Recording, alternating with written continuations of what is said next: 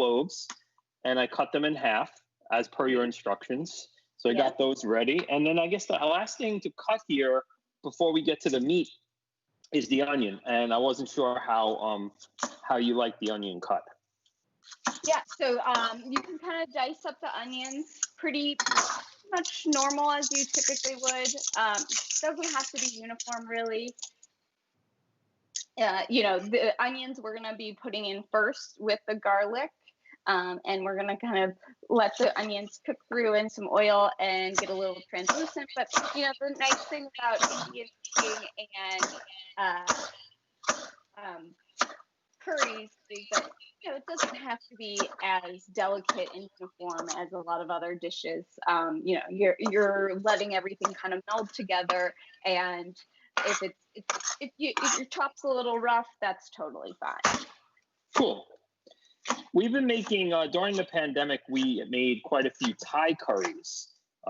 Sue was following along with some YouTube recipes that she found from this Thai chef, and we made a few Thai curries, both red and green.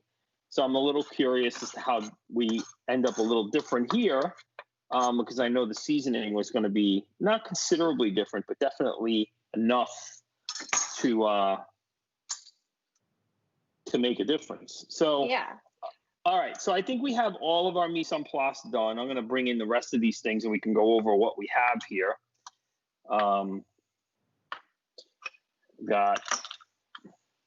You can see all that, right? Yeah. Yep.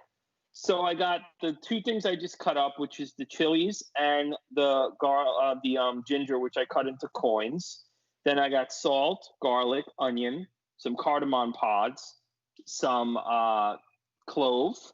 This is cumin or jeera, and turmeric or haldi, and then black pepper. So, exactly. So I have all of our ingredients here. We'll go to the meat in a moment. And you said that the first thing we have to do is start to heat up our pot with some oil. Yep. Correct? Yep, exactly. Okay. So we're going to just, you know, put enough oil to coat the bottom, but really it's just the start of lots of other dishes. It's enough oil to be in the pot that will cover our onions and we'll get them going and getting them to a translucent point. And then we'll add in some of the other whole ingredients, and that will start to get a little fragrant. And then what we're going to do is put together all of the spices to make our masala. And then we'll add the masala in after the onions and the whole spices have kind of had a little time to get fragrant and translucent. So I have about 1.5 pounds of boneless chicken thighs. All right. Does this get any seasoning prior to going in the pot? Yeah, so I would season this the same way you would typically season things: a little salt, a little pepper, and you know, just the typical way you would season your chicken for any type of dish. Okay, so I'm going to season with a little bit of salt. I have some black pepper here. I think I have more than I need for the dish. I'm going to season that up a little, and then I have a lot left on the cutting board. So like while I'm cutting this into about 1-inch pieces, it should pick up the remainder of the salt and the pepper on the there we go, tabletop. And you know, you're using boneless, skinless thighs. I think that's a great option. We could totally keep our bones in a curry like this. It would just add some more flavor.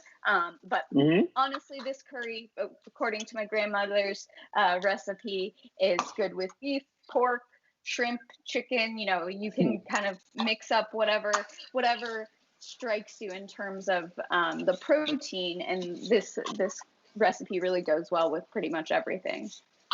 Yeah, I saw that in the recipe, and I like that because I like it when it's versatile. Because in terms of protein, you know, everybody has different, you know, requirements. I have friends that don't eat pork. I have friends that don't eat chicken. And having the option to do this with either seafood or meat is really a nice option. And you can see how the flavors, you know, based on what we've done so far, you know, could work that way. But I do agree that bone-in food a lot of times is a lot more flavorful. But chicken thighs in and of themselves have a lot of flavor. Yeah, that I think chicken thighs are the exception to the rule.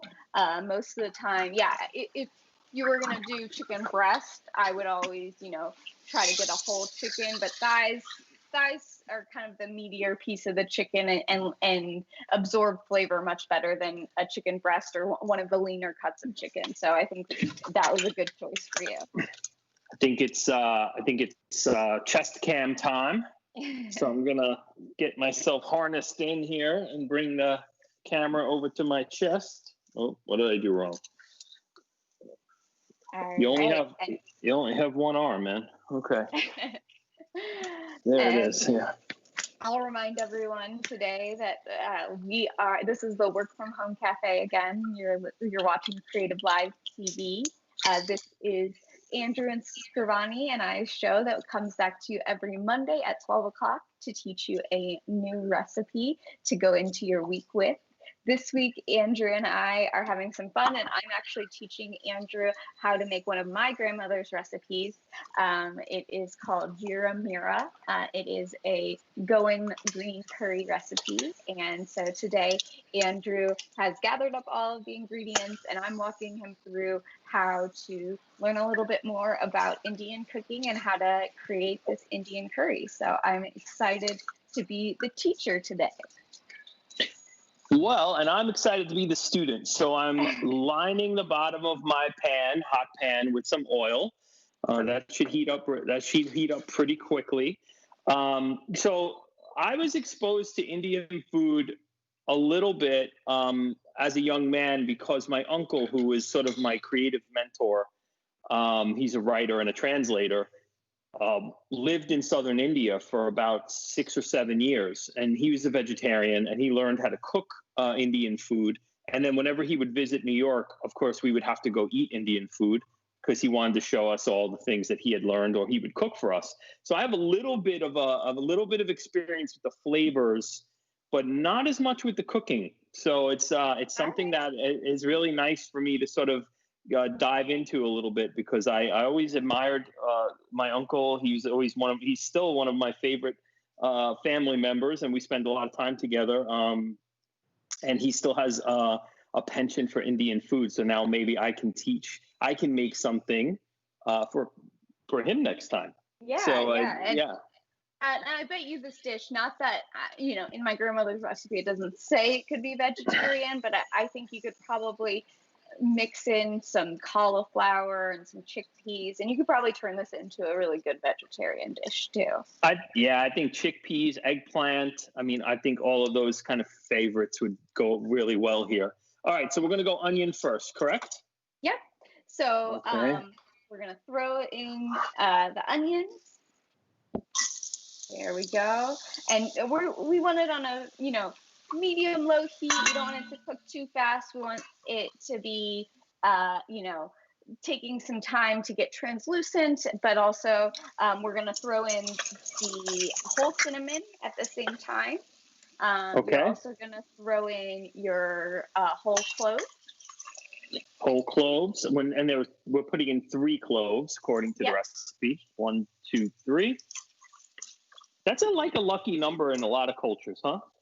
Because I feel like I know we do a lot of that in Italian culture with there's like a superstition about when you drink sambuca in certain places, they put 3 coffee beans in the bottom of the glass, and it's supposed to be for good luck. I know why in Christian cultures the Trinity is a thing, but in other cultures, I'm not sure why 3 is such a magical number. I'm not sure either. And so just to give a little context to this recipe, my family, who is from Goa, so Goa is actually one of the small percentages of Christian people in India. My family was raised Catholic. It's the 1% of India that is Christian, and so the 3 might be tied. Oh well, there it is. we just found the link. So Goa. Goa is the smallest state. That's correct? Yeah. Yes. It's the smallest state. Yeah. And I know that it's a beachy town. It is. It's right on the coast. I have been there with my family. It's a beautiful place. That's where both my grandmother and grandfather grew up. My dad my dad and his family spent a little time there, but my grandparents moved to Delhi when my dad was a child. So most of his, childhood is in Delhi. But yeah, my family origins are from Goa. And I think to what we were just speaking about, that magic 3 numbers probably tied closer to Christianity than some other cultural ties in India, because my family just happens to be part of the small percentage of Christian people that live in India. So that's a lot of that percentage is based in Goa. Wow, we learned something new today. That's amazing. Yeah. When does our garlic go in here? We're about to throw it in right now. As soon as those are getting a little translucent, then we can start throwing in the garlic. Great. And the garlics are in there. Great. And now it starts to smell amazing. Yeah. Sorry, creativeLIVE. There's no smell-o-vision yet. We got to work on that. Gotta be working on that smell-o-vision, because now I put just the one cinnamon stick. Is that correct? Yep, that's good. Okay, good. So and this is at that nice low heat. It's just sizzling. It's not like aggressive, and nothing is browning. It's just sort of softening and getting really nice. And that's what we were looking for. So as that's kind of softening and getting nice and fragrant, now we can start making our masala. So you kind of leave that on low heat. If you feel like it's starting to get a little brown, then we can turn it off while we're making the masala and turn it back on. But you can keep it on a real low heat and let it get nice and fragrant, and then we will start making our masala. Yep, I have an extra low setting on my stove where it actually turns the heat off and on, so that it just keeps everything sort of at this low, warm. It's nice when you're making sauces and things, because you can kind of cook things for a long time that way. Okay, so what will I need? Will I need a separate bowl to make the masala? Yeah. Okay, so a little separate bowl, because we're going to add a few things together, and then we're actually going to add some water to it. So maybe I get a little bigger bowl. How's that? That's perfect. Okay. All right. So what goes first? So really, we're mixing all of the spices together. It doesn't really matter which one goes in the bowl first, but we're going to do a tablespoon of the haldi. I think I have the jeera here, but I'll do this one first. All right. So that I'll do it in order. So here's the haldi, right? All right. And just for everyone, haldi is turmeric. So when I sent this recipe over to Andrew, we were talking via text, and I think, in lots of cultures you call different things, and he was very pleasantly surprised that these weren't, spices that he had never heard of. So haldi is turmeric, and we're going to put in a nice little tablespoon of that. This is our jeera, or cumin. There we go. Okay, we already used that. What about our, what do we got next? The cardamom?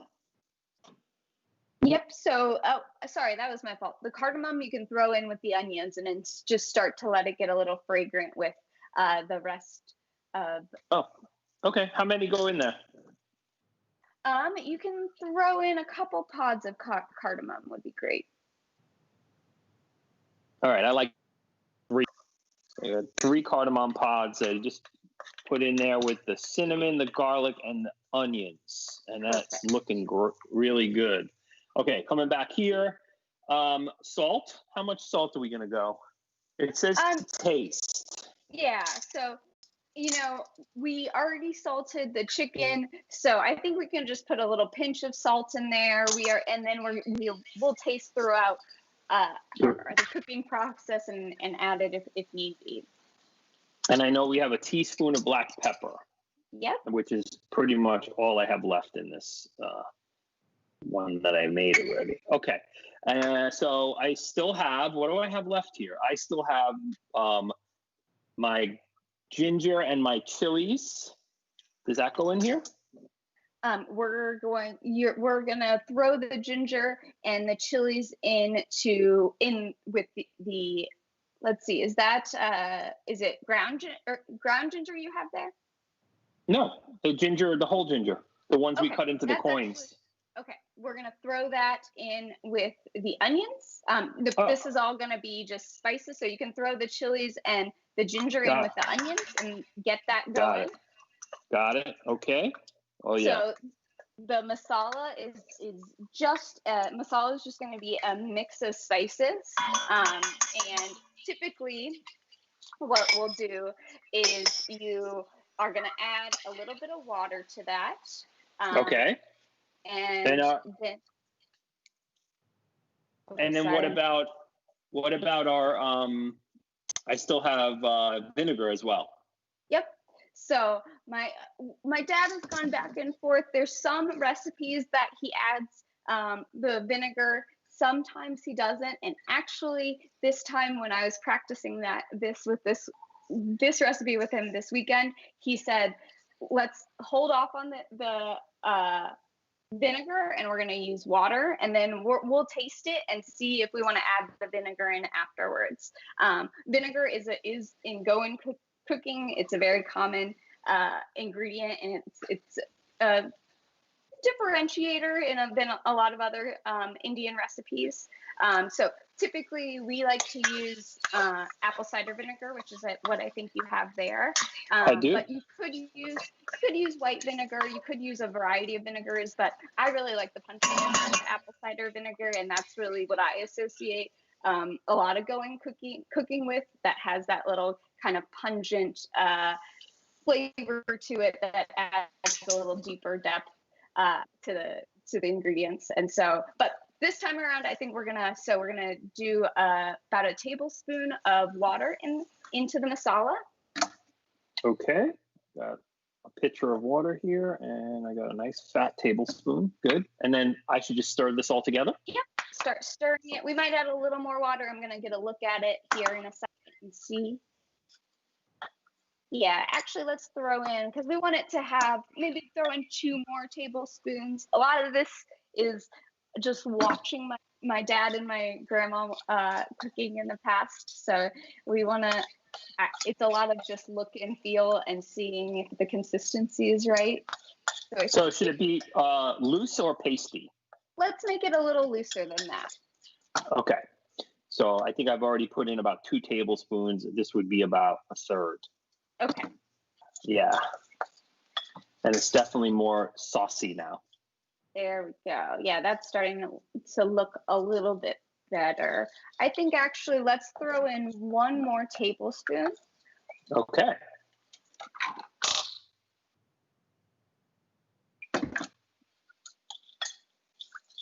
Oh yeah, now it's watery.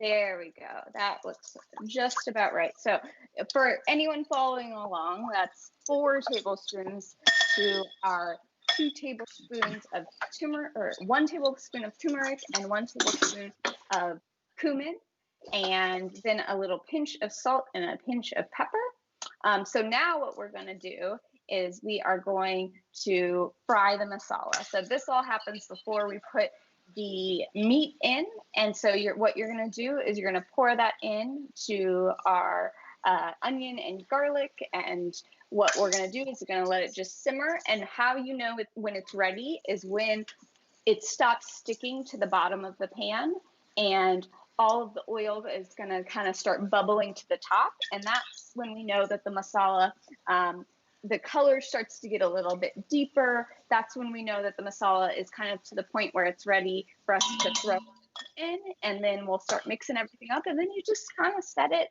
and just check in on it. It's really, really simple with how flavorful it is. Yeah, this looks amazing. I mean, it's really nice. Okay, so I have it on a low flame. Turn it up just gonna a tiny bit. Yeah. And we're gonna kind of just keep an eye on it, and you'll see the colors will start to change. You can mix it in a little bit, yeah, like that. And you'll see, you know, right now it's probably sticking a little bit. It will get to a point where it will stop sticking to the bottom, and everything will kind of move up to the top, and the color will kind of get a little deeper, and that's an indication for us that it's ready for us to put in. All right. We're on our way. All right. So tell me a little bit more about your Thai curries you've been making. So what are some of the biggest differentiators in the process and in the ingredients that we're using that you saw from Thai curry versus Indian curry? Yeah, I think there's two things in general. I think it's the coconut milk, and I think there's also, I mean, obviously in Indian cooking, I think there's coconut milk at times as well.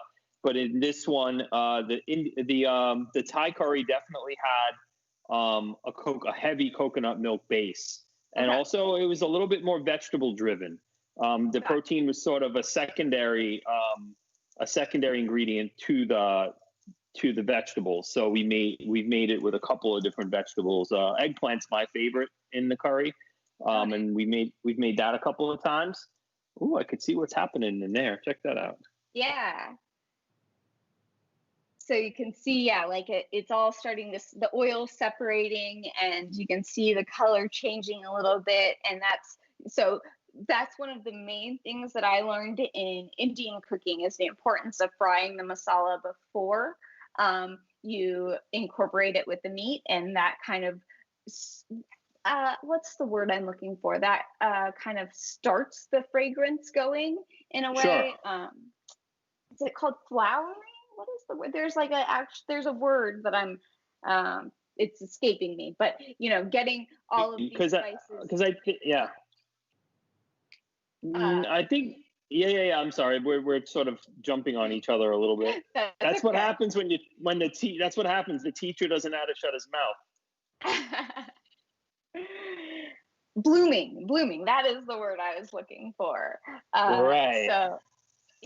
So that's something that I didn't necessarily know, and in a lot of other cooking, I wouldn't have known to necessarily fry the spices the way that I've learned in Indian cooking, and that really helps make the spices and bloom in a way that really injects into the meat in a more fragrant way. And in most, it didn't necessarily feel intuitive. Most other cooking that I do, you're marinating the meat, and you're putting a lot of spices on the meat, and it's just in Indian cooking, frying the masala and making sure that those spices had their chance to breathe on their own and really open up is really what makes the food taste so flavorful. Yeah, that sounds, I mean, I think it's very similar culturally in terms of like European cooking in a way where you start with the celery, what do they say? The Holy Trinity, the onion, the celery and carrot. And then also in Italian cooking, we do with, when I start my tomato sauce, I do onions, garlic. It seems very familiar to me technique wise. And the way you described it makes a lot of sense, right? Is that you bring all the flavor first and then incorporate more and just continue to layer on top of flavor on top of flavor on top of flavor. And that's how you end up with such a rich dish. Yeah. This smells amazing in here. And it's interesting. The garlic is taking on the yellowish tint of the turmeric. So it's turning. Should I stir that at all or just let it be? Yeah, you can stir that a little bit, but I can see just by looking at it, like it's getting a deeper color, and it looks like how my dad cooks it. It's it's that the everything separating, the oils kind of changing in color, and the garlic is taking on that yellowy turmeric color. I think it's almost there. I think we're almost ready to add our chicken fat. Okay. All right. So I'm just going to dump the chicken right in there and just start stirring and cooking it through. Yep, exactly. Oh, okay, cool. All right. I'm going to get it in there. Okay. Let me wash the chicken off my hands because the salmonella is not in the plan for today. Okay. And then here we go. So at some point, is there water that gets incorporated into this? So it depends. I think this is the point where we could add a little water, but a lot of the time you're gonna just have the juices of the meat kind of just like they get released once you start cooking, and it's gonna become it's not a soupy curry. This is more of a it covers and there'll be a bit of liquid, but it's not going to be a really like a lot of gravy. But this is where we could once kind of get everything mixed in there, and if it feels like we're missing a little liquid, we could add the vinegar, or we can add a little bit more water if we're looking for it to have more liquid. So Got it. Right now, I think, we can kind of leave it, see what kind of liquids are released from the chicken. Often, when you're cooking with beef and pork, you'll get a lot of juices, meat from those juices, juices from those meats, that are released. So right now, this is looking really good. I think if we want to go ahead, let's toss in that vinegar. Okay, so about a tablespoon's worth? Yep. Okay, great.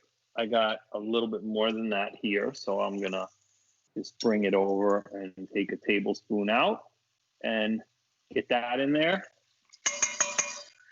and work that through. Scrape up that good stuff on the bottom. Yep. I didn't realize that this was more of sort of less of a stewy kind of a soupy curry, which is actually cool because obviously could eat this with rice, but without, normally with the soupy stuff, you want a lot of rice with it to soak up all the juices. But without it, if you're not into eating too much rice, this could work really well with as a paleo meal. Yeah, totally. All right. That's looking good. And then this is about, you said about 20 minutes. Do you cover it or you leave it open? You can cover it, and we'll let it hang out for a little bit. But yeah, I often go in and check in on it, make sure nothing's getting overcooked. But I usually would cover it for a little bit, let it, cook on its own, simmer for a little bit, and then we'll check it back on it in a few minutes and see how it's doing. Great. I'm going to put you back up on the tripod so we can talk. And almost there. This is high production value here. We don't mess around. And you're looking at the wall, and I'm back. Okay. Yeah. So from a process perspective, I feel like, it felt really similar, in that, culturally, I think any of the great food cultures sort of understand the concepts of building flavor from their base ingredients and the things that are familiar, where in Italian cooking, there's obviously the onion and the garlic, but instead of and I would use red crushed pepper instead of the chilies. So there's your heat. Obviously, salt and pepper are the same. And then I would do something like anchovy, right? The anchovy could add a little bit more umami. Yeah. And that's a base for a lot of stuff that I make. I make a beef stew like that. I make a chicken soup that's very similar with the ingredient starts. So, I think understanding the differences in ingredients and how to marry that into technique.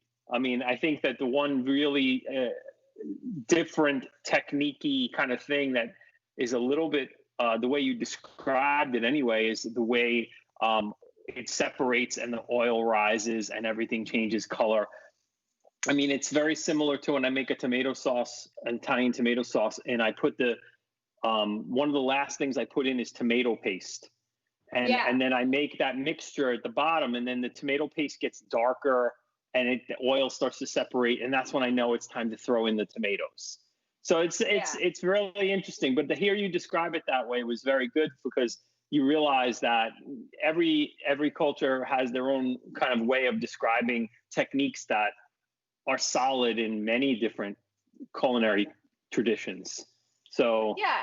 And I think that's what you learn when you start to cook lots of different cultures' foods, is that, you know, ultimately we're all doing very similar things. We're just using the ingredient that's native to where we are. And ultimately, like that, I think that's, to go back to the conversation we were having last week, that's what really makes food a vehicle to bring people closer together, is because it takes a lot of the pretenses of our differences and really shows that ultimately we cook the same way. We just are using our own ingredients, whatever's native to around us, to really influence something that we all do, and it brings us closer in a way that I think is really a great way to better understand cultures, is through cooking. absolutely. I think that I didn't recognize the cultural parallels in technique until you described them to me, because I've made for photo shoots and I've been in a kitchen where we've done Indian food before, but no one ever explained to me technique. Yeah. And I think that when you start to understand just how similar the techniques are, especially with things like stews and curries and slow cooked foods, you realize that the things that separate us are millimeters, not yards or miles, you know? Yeah, absolutely. And I can't explain to you, because I know you know this, but the smell in here right now is just it's amazing. It's just the whole room is just filled, and it's very humid. So, you know, like when you're and it's actually like that nice humidity where it's kind of, the air is heavy with food. It feels like a real kitchen, you know, like when you're in a restaurant or something, where it's like, it's heavy with aroma. So I'm going to dip in here and give it a stir. All right. Sounds good. I'm not, you could see me on the wide. Oh yeah, look at that. We got like some liquids going on in here now. Yeah. Okay. Good. Oh I was hoping that it was gonna release some of those liquids. I'm gonna lower that heat just a little though. Okay. But it's really nice. I mean, it's kind of this beautiful yellowish color. The chicken is cooking through. You could tell it's still got a little ways to go, but it's definitely getting there. And it's looking really good. And and the chilies are getting to me. That is expected with Indian cooking. And at some point throughout your cooking process, you're going to inhale the wrong way, and it's going to catch you. Yeah, the capsaicin bomb has gone off in the kitchen. So let's while that's cooking, let's talk a little bit about what, in a situation like today, where we're probably not going to have a fully completed dish in order to take pictures, because we're going to want to let that cook through, and I mean, we may be able to see it before we go, but I do want to talk about something I also do in photography when it comes to preparing a package, right, for a publisher or for your editorial or maybe your blog post or whatever it might be. And a lot of times I incorporate, and if you see the David Tanis column that I shoot or the Yotam Ottolenghi column that I shoot, I incorporate a lot of either technique or still life to kind of give a sense and the flavor of what is actually happening in the kitchen when food is being prepared. And often, and I've said this on Creative Live during my food class, that I talk about food being presented to camera in a continuum, where food doesn't just magically appear perfectly plated on a beautiful surface with, you know, really hip silverware by itself, right? There's something that happens between the time you go to the grocery store and the time that beautiful picture arrives in your Food and Wine magazine. Excuse me. I'm fighting through the fog of being tear gassed by the curry. But the thing about that continuum is that's where the reality of where food comes from, how it's prepared, and the ingredients that are part of it. And I think that in order to celebrate, especially the differences in food, when we talk about different food from different cultures, it's really about highlighting ingredients, right? And understanding the differences and celebrating where those ingredients come from. So I think that today, rather than showing a finished dish, which obviously would be beautiful, but I want to show a different part of the process that I usually go through. Now, you've seen the process pictures because I was wearing a camera on my chest. So you can imagine what that might look like if I was taking it with my camera, this beautiful, bubbly kind of pot stewing on the stovetop. But I think the thing that makes this dish, and obviously this regional dish, special is the ingredients that go into it. So I want to maybe start and set up a process prep shot, meaning I want to put little bowls together. How I did the mise en place, which was I basically segmented out all of my ingredients and I put them together on my plate so that when I'm ready to go into the bowl, into the pot to cook it, it's there for me. So I want to do something similar and set up a shot that looks like that. And that would be very typical of how I might shoot something that has so many different ingredients in it, has so many spices and so many different kind of beautifully colorful elements to it. And I have some of them already kind of here. And I think I can maybe recreate a little bit of what I did before. I'm going to take you over to the table now. I'm going to let that continue to cook. I'll jump back over here to, I'm going to jump back over there to do a little bit of stirring in a moment. I think also, I'm going to put you over here. Go ahead, Kate. I'll explain in a second. I was just going to remind everyone. So right now we're cooking. It's a Goan curry. It's called Jiramira. We're making it with some chicken thighs. Right now we're cooking it, and we'll get to a point where we have the chicken cooked all the way through. But if people don't know this already, most Indian curries are always going to be better the next day. So a lot of Indian food, my dad growing up, when he would make curry, he would often make it on Saturday. So, but typically wouldn't eat it till Sunday.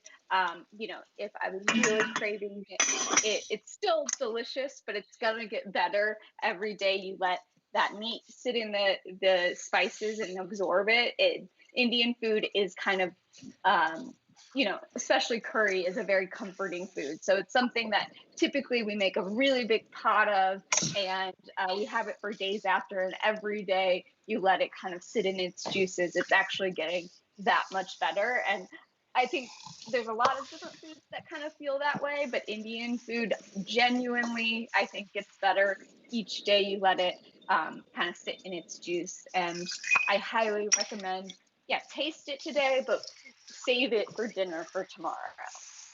Oh yeah, that is the plan. So what I'm doing is I'm using this little stool I have, and I'm going to set up a little bit of a sort of a spice shot with some of the things that we've used. I have to refill a few of them because we used it all. And I'm going to add a few other things too for color, because we could conceivably have some of these other things in there. Could a red chili be part of this? Oh yeah, absolutely. So I think you saw it said Kashmiri chilies, which are a deep red, and often you'll get as a dried chili, and very often we might throw a whole one in a recipe, but my dad would often just get those whole Kashmiri chilies and then grind them up in a coffee grinder or spice grinder. But I think red chili you can add to lots of different Indian dishes. And we have, so right here on the tabletop, what I'm setting up is some of the turmeric.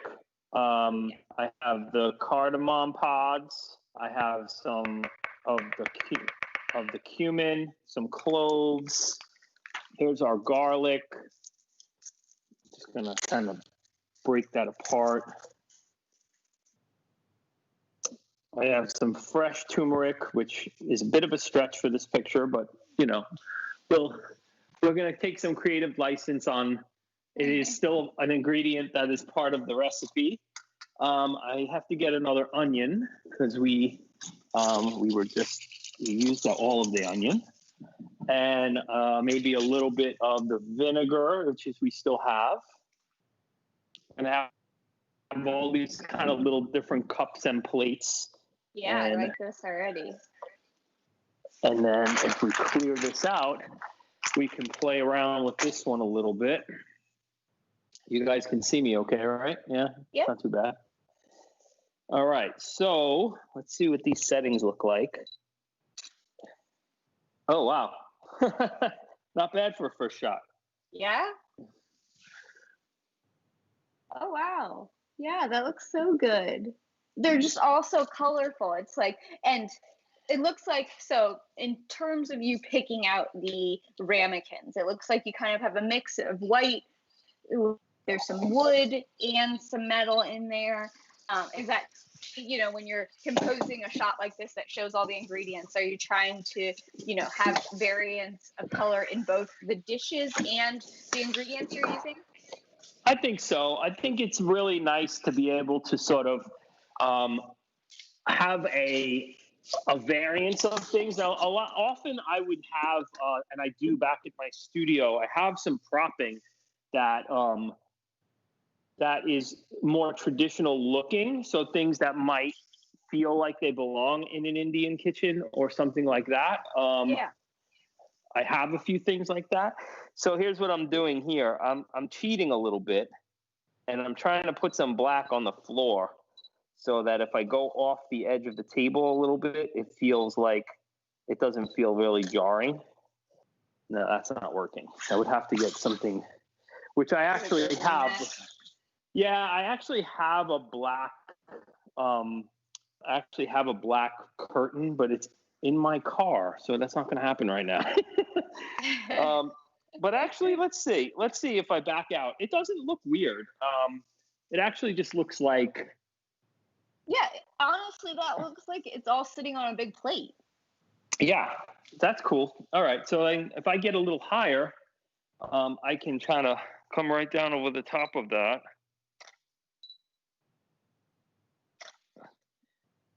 Yeah, and I think if I wanted to take that into Photoshop, I could obviously, you know, clean up those edges and take out that bottom part where the stool leg is, and that would just be floating. That would just be floating there. So I can actually play around with that a little bit. And then, you know, getting in tight too is really a nicer. Yeah, I mean, it's just because there's so much color going on that that tight shot, just like it's so vibrant. And so I noticed, you know, typically you're not shooting on this stool. Did you pick this stool because it had the dark backdrop, or what made you pick this stool to set this up? Well, I like that it's round, and we haven't really done anything that has been like in a round setup yet. And I also like the fact that it was handy, you know, like, and well, that's a fair answer too. But I'm going to tell you the real reason. The real reason is that I love to shoot against black, especially things that have a lot of color. So I know that comes in and out of fashion in terms of stylistically when it comes to food photography, and that we go in and out of this sort of the desire to have like sort of these dark, moody shots. But I have a tendency to love shooting that way. So any opportunity I get to shoot against black, I'm going to take it. Yeah, that looks beautiful. So this would make a really nice sort of package shot, and I think, also getting in, not just shooting that overhead shot, giving a little bit more mood, also kind of gives you that sense of light, which I really like to play with. Oh yeah. Today, that against the black, the difference from light to dark really is dramatic, right? Yeah, it makes really a much more is. dramatic look.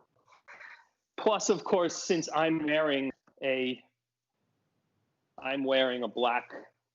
Oh yeah, you're using that as your bounce card. Exactly, right. So, I can kind of play around. I can even sort of go off the table a little bit, or focus in tight on like one element and let the rest fall out of focus. It makes the environment feel so much bigger. Hold on. I love when I do that, don't you? It just keeps going off. There's too many buttons on these cameras. There we go. There we go. That looks great. Yeah. So I think that the contrast and color. Which camera should I talk to? I'll talk to this one. There we go. Yeah, okay. The contrast of color against black is definitely like a stylistic choice that I make pretty often. And understanding that if you have things that are really bright in nature and have nice shape and color, that standing out against black can be a very dramatic choice. And I like that. I like that for these ingredients because also, we're playing with shape here too. We have this beautiful round stool and we have all these little round cups.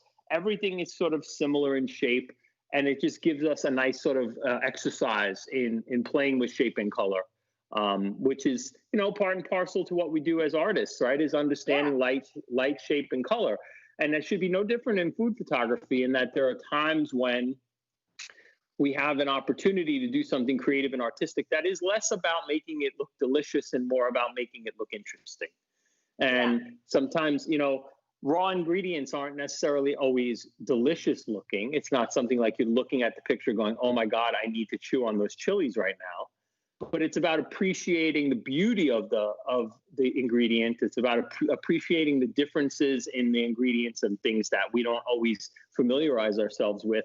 And when you show things in a positive light, it makes people more open to the idea that it's something they might want to try. So by showing, I had a very interesting experience for several years. I shot traditional Jewish foods for Hanukkah and Passover for the New York Times. And I was the only photographer at that time that was shooting those things. And we would get letters in all the time talking about how people felt so happy that their food was being portrayed in such a beautiful way, because I think that sometimes, foods get misunderstood, or foods are not necessarily something like, especially if it's not traditionally beautiful, like something that looks right. If you don't really understand the food and it's not celebrated in a particular way, sometimes people are like, I don't really know. And curry has that reputation too for some people. That's what I was going to say, is that curry is kind of this, either you grew up like me and you started eating curry when you were 3 years old and you love it, or it's like, it feels very intimidating. And it also often, curry is something that feels like would be hard to make beautiful through a photo. And so showing the ingredients like this in their whole, kind of, because in curry everything is so melded together and you can't see what's what, this is a really good way to really highlight how beautiful the ingredients are and everything that really goes into it, in a way that I feel like curry people are scared of as photographers for some reason. That's right. All right, I'm going to take you over to take a look at the curry. All right. Oh yeah. So I think that's really looking good. I mean, you were absolutely right that it didn't really need any more water. It just, all of the water that released from that chicken and that tiny bit of vinegar that we put in there. woo, having a brain meltdown. But you can see that all of this sort of is just really cooking through nice. I mean, this is probably about maybe 5 or 10 minutes away from being done. Yeah, but I think it's very true that foods like this have that quality to them that the next day after all that seasoning sort of just permeates every aspect of the dish, that it just turns into something sublime. So I am absolutely looking forward to eating that, but I will do the prudent thing and wait until tomorrow. All right, good. I'm glad to hear. Right, so, you can, by all means, you should taste it. But I should taste it. I should taste it now. Yeah, let's taste it and see what you think. Yep. And I'm not afraid of spicy food. So I know that you said that your dad usually makes this a little spicier than we made it. So I'm gonna see how we're doing with that. Hold on. Sounds good. And one tip that my dad told me is, if things are too spicy for you, that sugar is the thing. Just a little teaspoon of sugar will really mellow things out for you. And that's a trick that a lot of people don't know. Most people go for like milk or yogurt, which is always a good option too to cool you down. But if you want to make the dish in general a little cooler, you could add something like coconut milk, but if you just sprinkle a little bit of sugar in there, it will tone things out a little bit for you.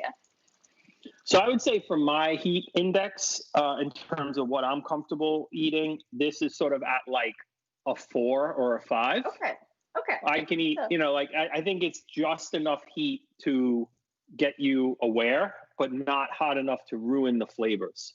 Okay. The other thing I noticed when tasting it is it could probably use a tiny bit more acid.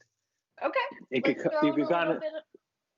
Let's go for a little bit more of the apple cider vinegar. I'm going to put just like half a tablespoon in, which is I think because what happens is with the water being released, it sort of waters it out a little bit, and I think that a little bit more acid. I mean, a little squeeze of lime juice would do the same thing. I don't know if that's sort of appropriate for the dish, but I think that would be something that could be nice. That's sort of something I learned from the Thai curry.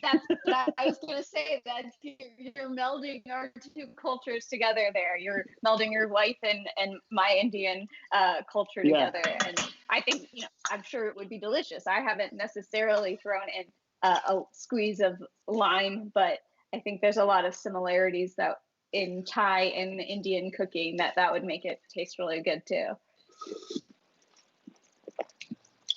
Yep. Yeah. That's what did it. Yep. Just that tiny little bit more acid, and that really helped and did a nice thing with it. So, so how are we doing on time? I don't look at my watch when we're doing this. We just hit 1 o'clock. So there it is.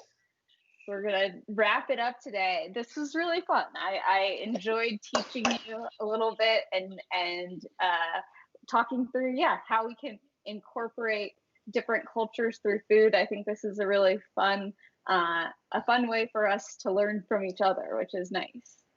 Absolutely. I think that, and the thing about this is I feel like I could recreate this from memory. Yeah, it's really simple. And so my dad also, if we want to do another Indian dish, I grew up loving my dad's shrimp curry. My parents always laughed because my dad used to make very spicy curry, and at age 3, I was gobbling it up and loved it from the time I could eat it. So I have a couple other recipes if we want to venture into another Indian recipe, but they're all I think Indian food and curry, a lot of Asian foods people think are a lot more complicated than they are. It's just more the layering of flavors. It's really not as complex as it feels like when you're eating. It's just the technique that goes behind it that makes it it feels like this nuanced flavor, but really the ingredients are fairly simple.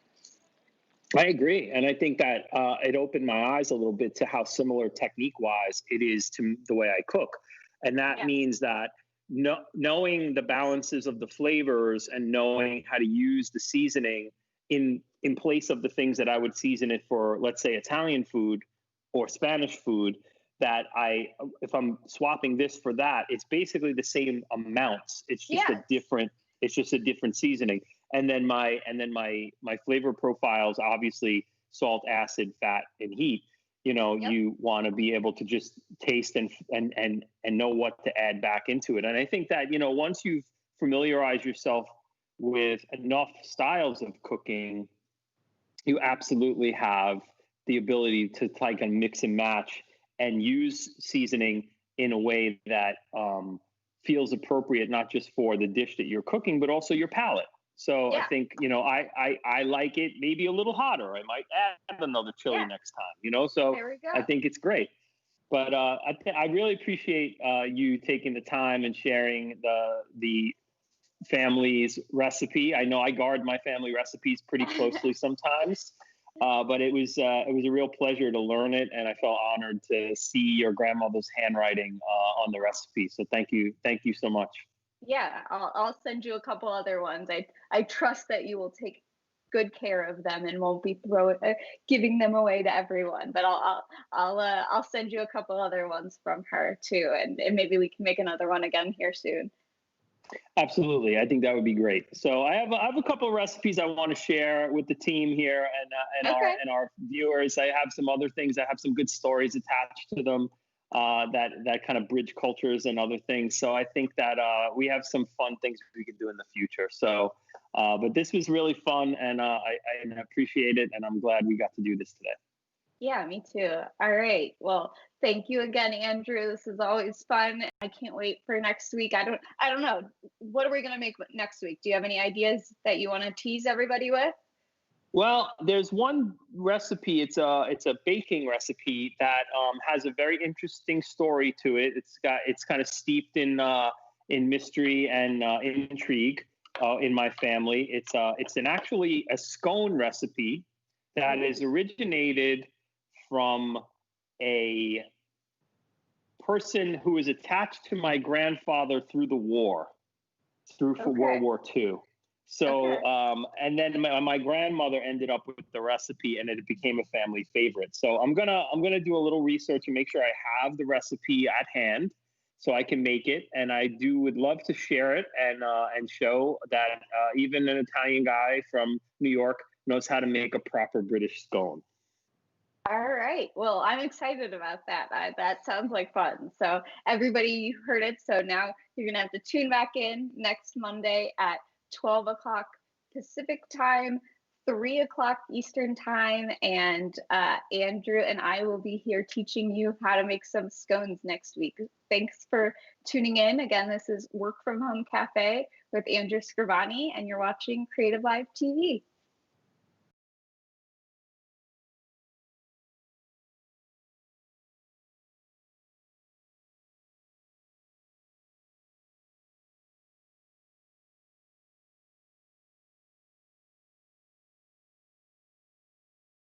Hey guys, what's up? It's Chase Jarvis, founder and CEO of Creative Live. You all know that we have more than 2,000 classes and more than 10,000 hours of learning, inspirational, and motivational content on the platform. I'm super excited to announce a new experience on Creative Live. It's called Fast Class. You've told us that you're busy and sometimes it's hard to dive into a full class from start to finish. So essentially, we're now giving you a shortened highlight version of our top Creative Live classes. You can always dive into the full class with 5, 10, or 15 hours of great content. But now, if you're just looking to focus on a few of the highlights or want to be able to skip quickly to something that really interests you, you can now get a shortened fast class version of that class. We're also thinking this might be able to help you explore a new craft and save time while doing it. This is a great tool to curate your learning experience to help create the life that you seek. So you're probably thinking, great, how do I access this new experience on Creative Live? That's easy. All you have to do is be a subscriber to the Creator Pass, and then all this is yours.